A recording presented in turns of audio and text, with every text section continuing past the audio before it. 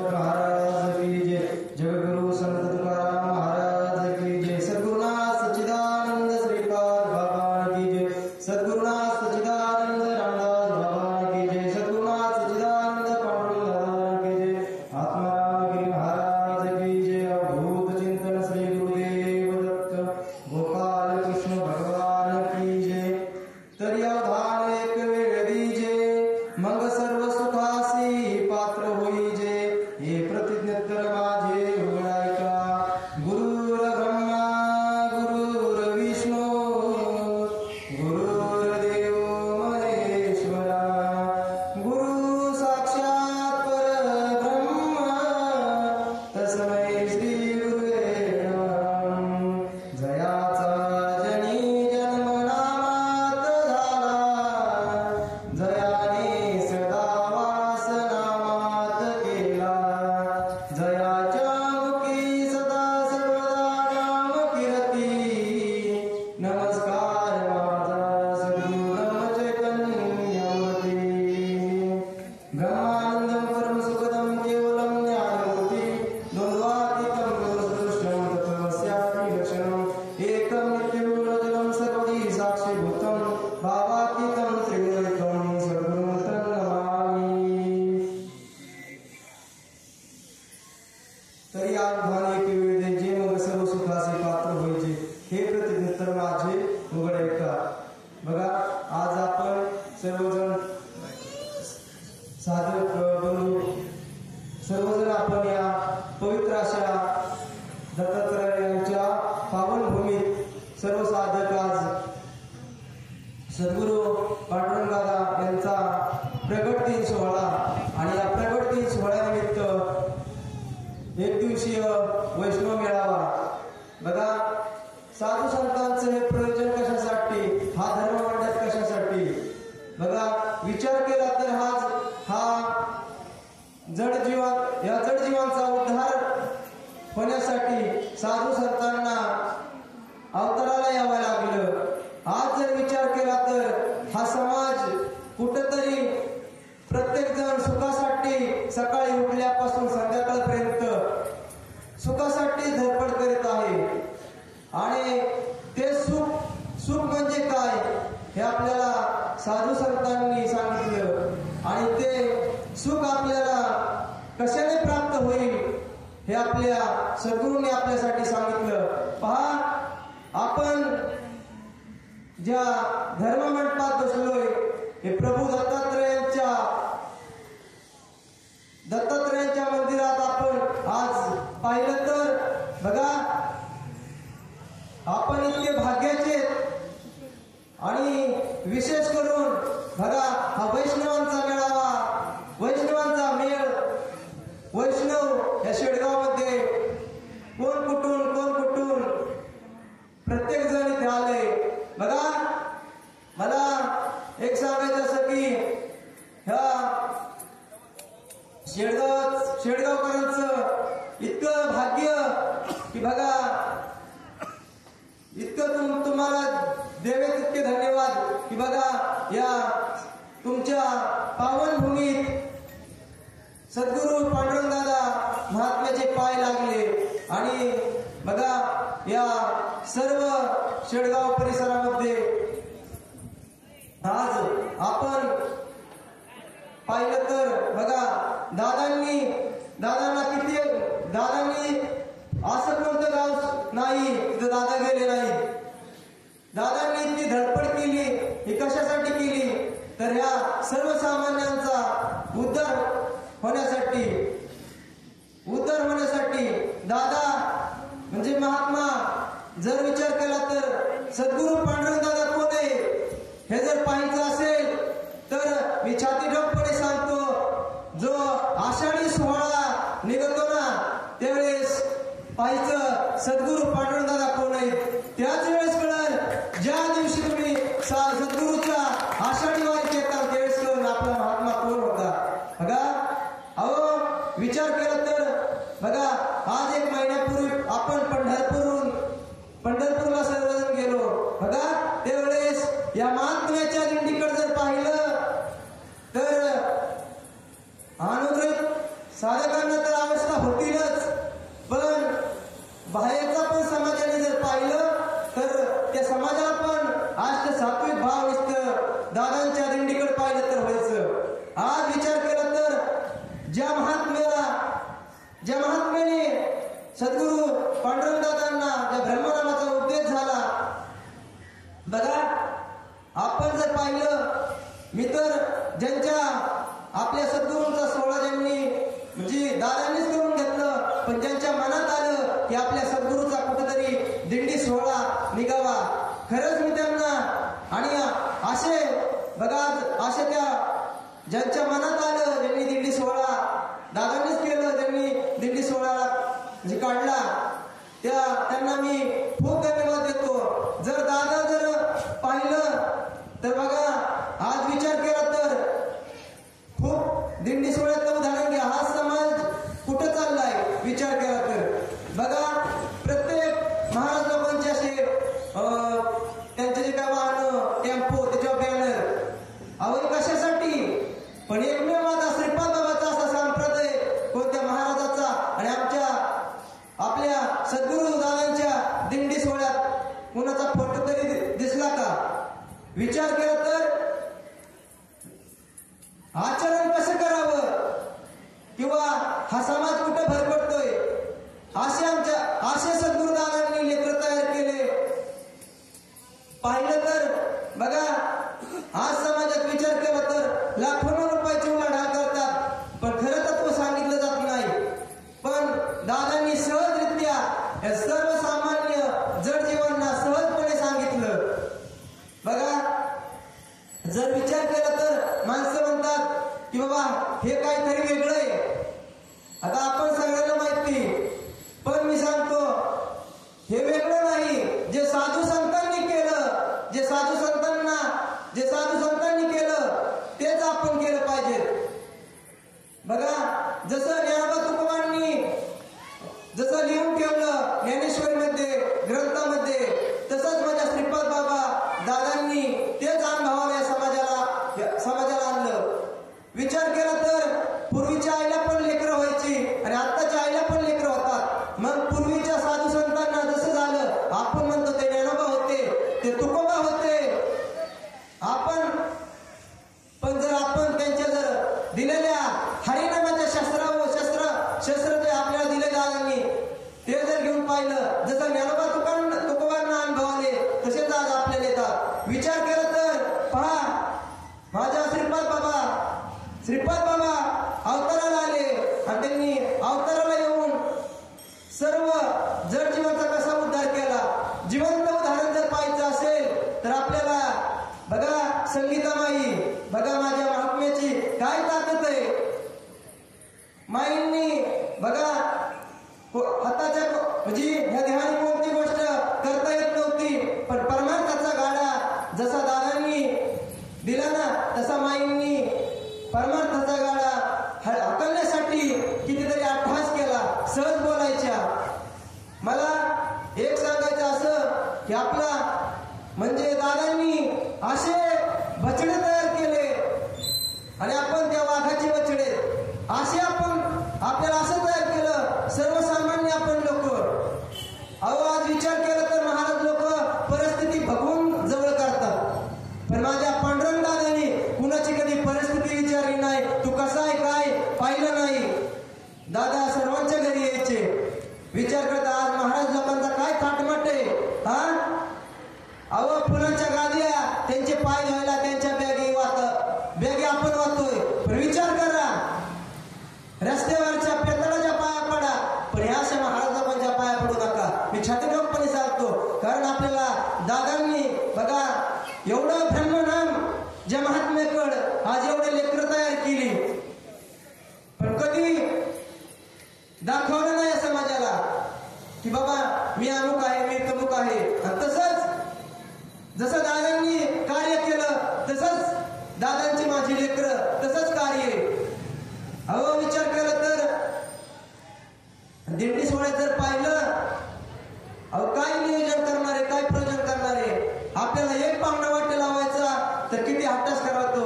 आज दादांच्या सोहळ्यामध्ये दिंडी सोहळ्यामध्ये येणारे साधक विचार करतात, ज्यांना नाम नाही ते सुद्धा सांगतात की बाबा ह्यांच्या दिंडी सोहळ्यात खरंच जिव्हाळा आणि प्रेम आहे, इतर तर कुठंच भेटणार नाही, ऊत आलाय. आणि बघा जे काय आपल्याला सद्गुरु दादांनी दिलं त्या नामाला आपण कधीच विसरू नका.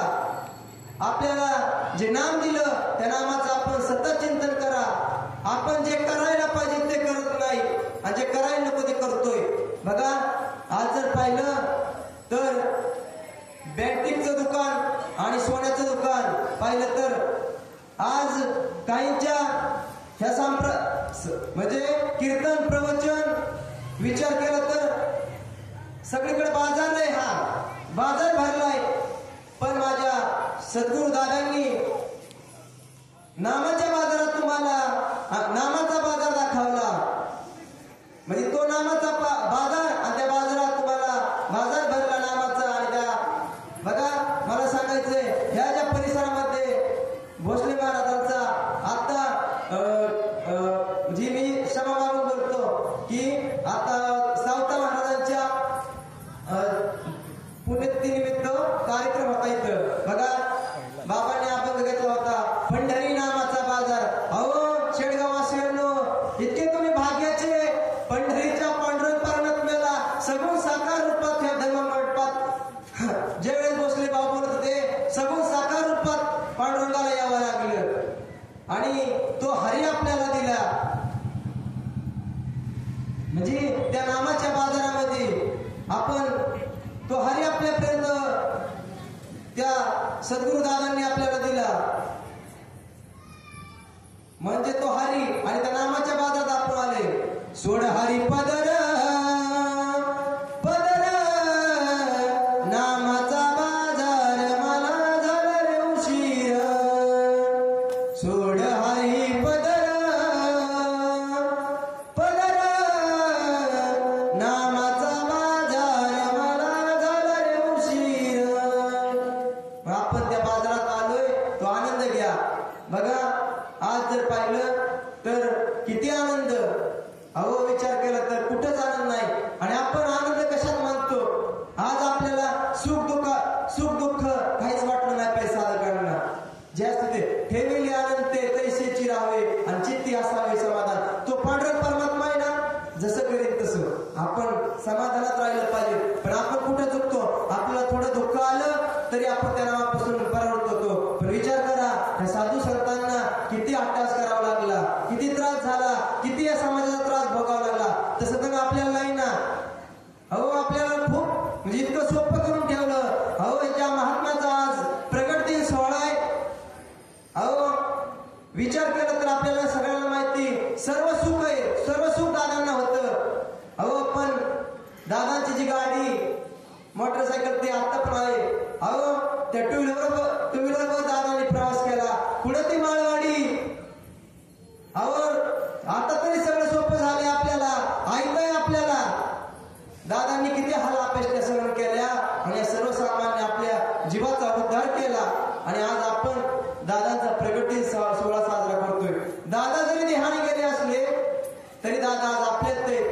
दादा प्रत्येक साधकाला माझा प्रभू दत्ताच्या प्रारंभामधून सांगतो, दादांचा जर अनुभव पाहायचा, दादा सर्वसामान्य नव्हते. अगो विचार करता सर्वसामान्यांसारखे राहिले. पण दादा कोण होते, दादा कोण होते हे जर पाहायचं असेल तर ज्या दिवशी आज 2 ते 3 वर्षाचा माझा अनुभव आहे. ज्यावेळेस सद्गुरु पांडुरंगाच्या दिंडी सोहळ्यामधून रिटर्न घरी आलो त्यावेळेस बघा परिस्थितीनुसार रथात बसून आम्ही शेडगाव पर्यंत आलो. शेडगाव पासून तोरत तिथंच ट्रॅक्टर नसते त्यावेळेस तोरत तिथं उतरला. बघा त्यानंतर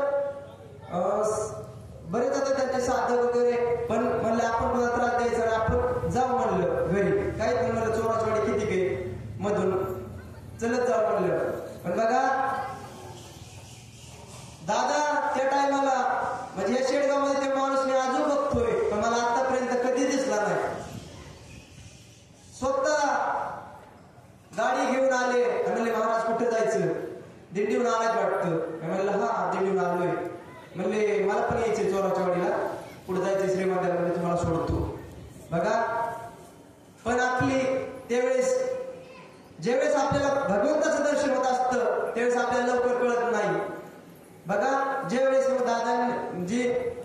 तो व्यक्ती माझ्यापर्यंत आला आणि मला तुम्हाला चोराच्या वाडीमध्ये सोडतो. आज दत्तात्रयांच्या प्रांगणामध्ये घरी गेले. मला तिथे म्हणजे आमचं घर रोडला गाडी थांबवली आणि म्हणले जा बाळा तुझ्या घरी आता. पण म्हणले तुझ्याकडची एक गोष्ट तुला विसरू नको म्हणले. काय म्हणले? एका गोष्टीला विसरू नको.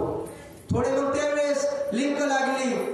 म्हणलं कोणत्या गोष्टीला विसरू नको. त्यावेळेस थोडं, कारण 10 दिवस त्या परमात्म्याच्या, जसं आपण आधी चाललो म्हणजे कुठेही रेंज मध्ये घेण्यासाठी, तसं 10 दिवस त्या सत्संगामध्ये रेंज होती.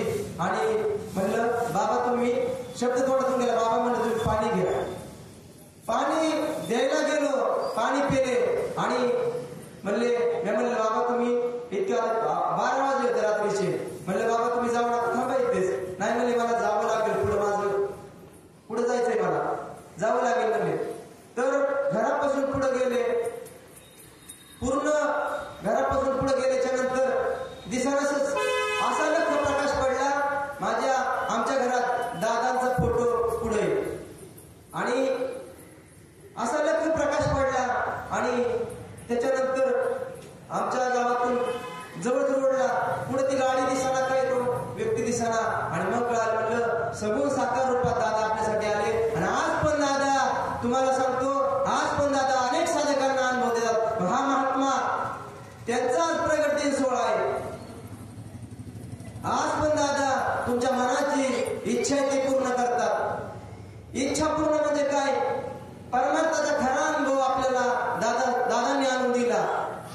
अहो जे ज्ञानोबा तुकोबांना झालं आणि आज आपल्याला जिवंत उदाहरण पाहायचं असेल तर नामाने देहाचा विसर पडतो.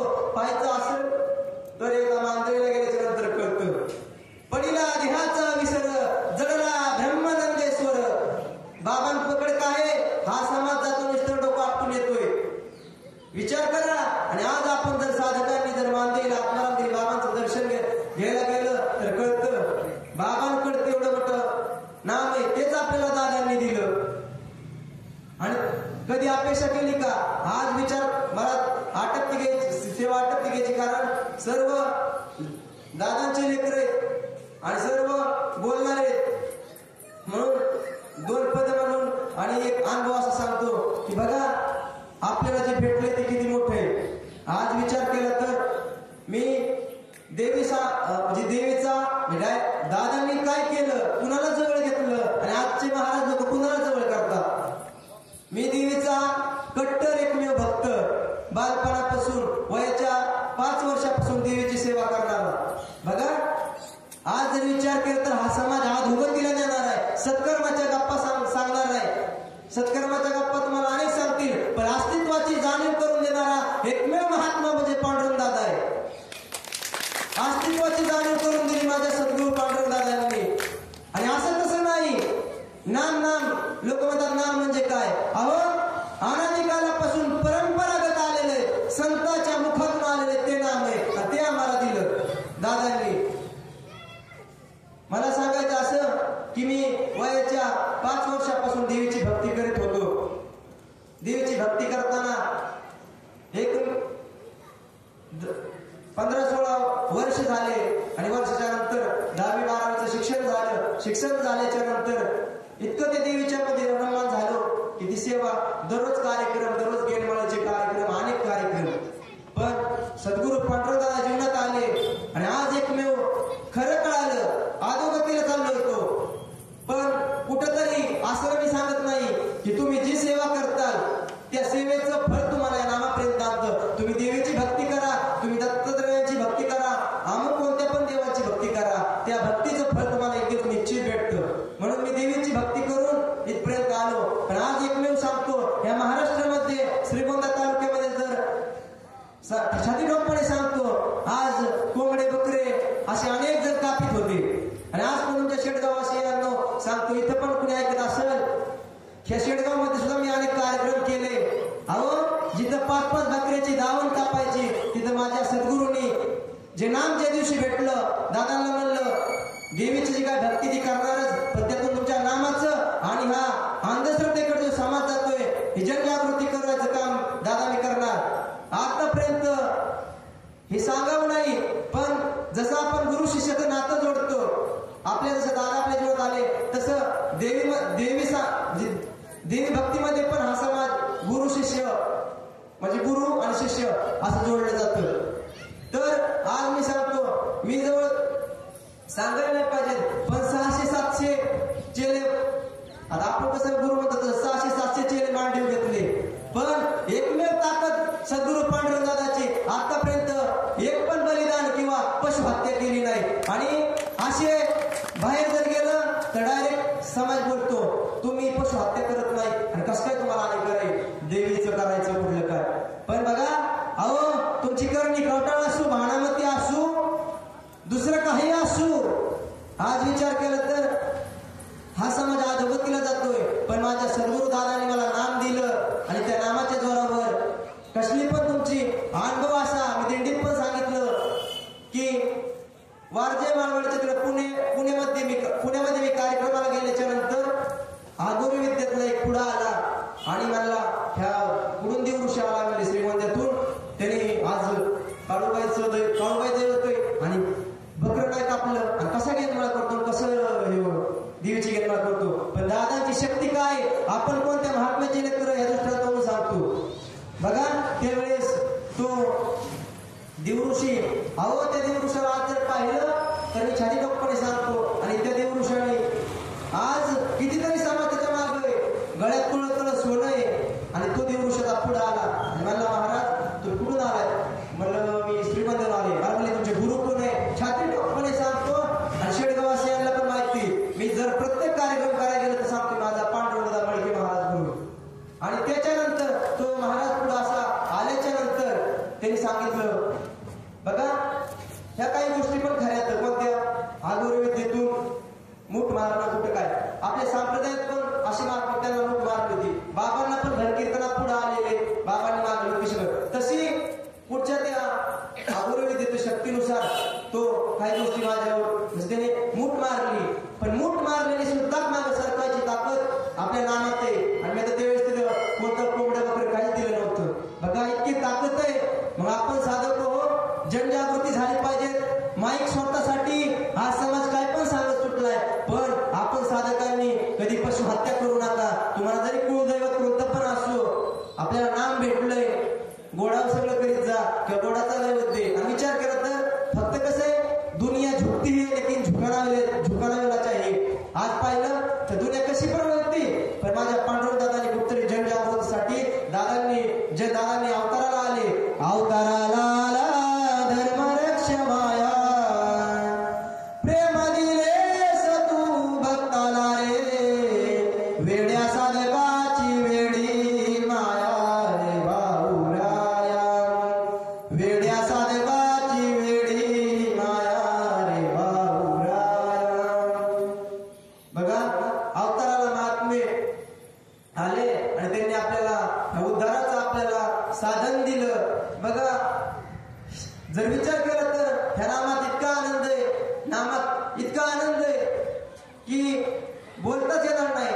आनंद आपण दुसऱ्याचाच आनंद मानतोय, पण खरा आनंद नामात आहे. आणि ते जगाच्या बाजारात कुठे भेटत नाही आणि जगाच्या मापाने सुद्धा कधी मोजता येणार नाही. आणि कसं विचार केला तर मोजता येत नाही जगाच्या मापानं, एवढं प्रेम दिलंय पांडुरंग दादानं. निघत्या वेळी म्हणत होते आम्ही येतो ताई, काय चुकून बोलणं झालं असेल माफ कराई. मोजता येत नाही जगाच्या मापानं, एवढं प्रेम दिलंय सद्गुरु दादानं. अडचणी शोधून केली भल्याची वाट, उराशी लावून पाजते अमृताचा गोट. ज्ञानोबाची सांगितली ख्याती नवलाई, आमचे मत तुम्हा काही सांगणे नाही. मोजता येत नाही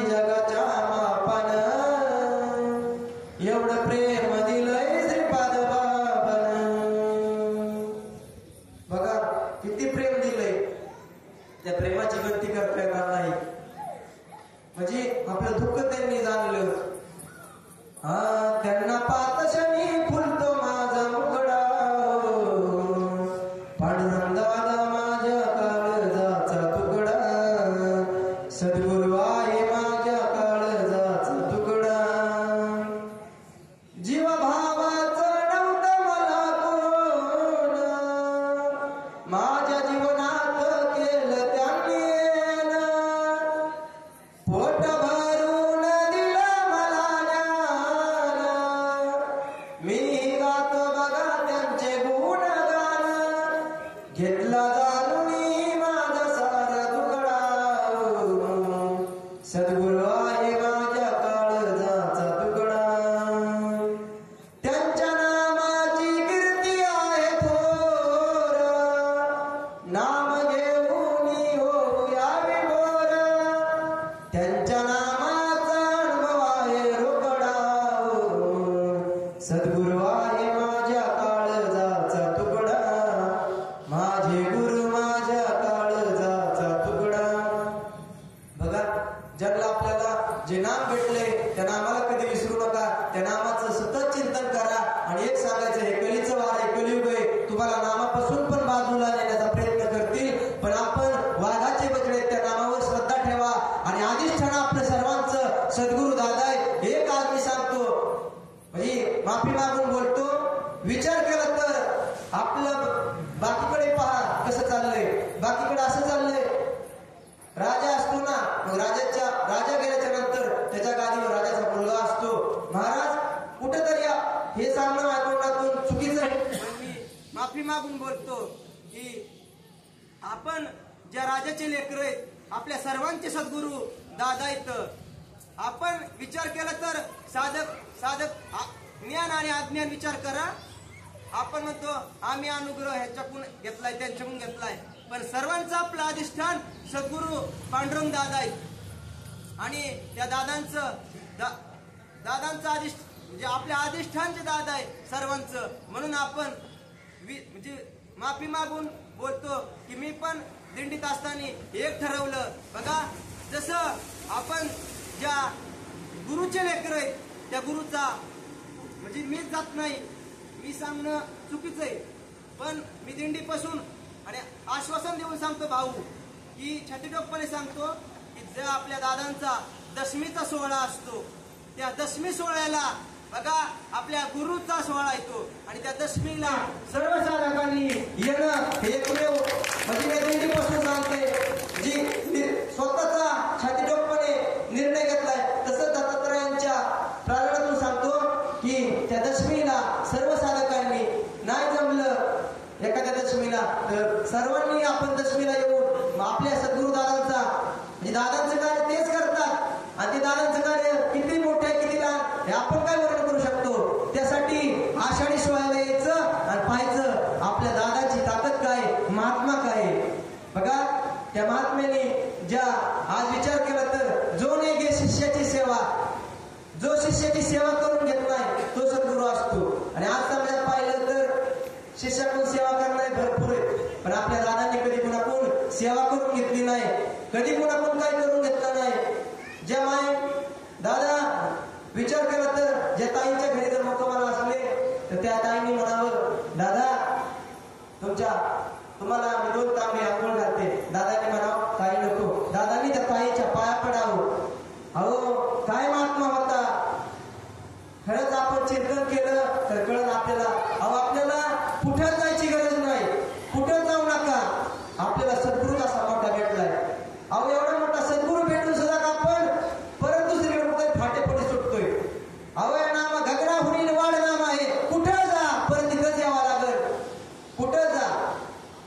म्हणून दादांनी आपल्याला फार मोठं नाम गगनाहून ते वाढ आहे ते नाम दिलं. आणि त्या नामाचा अनुभव आज पण संगीतामाईंचं पाहिलं तर संगीतामाईंनी दादांनी विचार केला का, आज जर पाहिला आज कलियुगातले महाराज म्हणले असते काय अंध अपंग काय त्यांच्यात काही, पण दादांनी आतलं पाहिलं आणि आपण पण ठरवा काय बोलायला शिवारल्या रांगा. ह्या कलियुगात पांढरे कपडे घालणारे फेट बांधून किंवा त्यांच्या आज साधकांना पण असं वाटतो की त्यांच्या मागून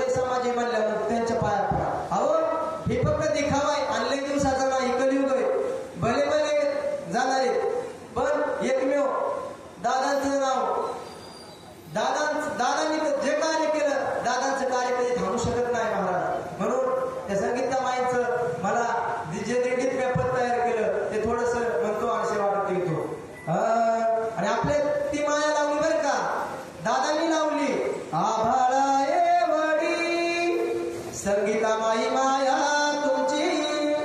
माईने काय केलं बघा, अहो जाग्यापासून आपल्याला तर हात पाय सर्वय तरी पण आपण कुठेतरी, पण माई जरी श्रीकांत भाऊ हे कीर्तनाला गेले तरी भाऊला फोन करायच्या की सावकाश जावा. म्हणजे साधूचं बघा किती लक्ष असतं. आभाळा एवढी संगीता माई माया तुमची, डोईवरती व आमच्या राहू द्या. सोन पावलान माझ्या घरी या, सोन पावलान माझ्या घरी या. हाक देतो मी केविलवाणी, यावं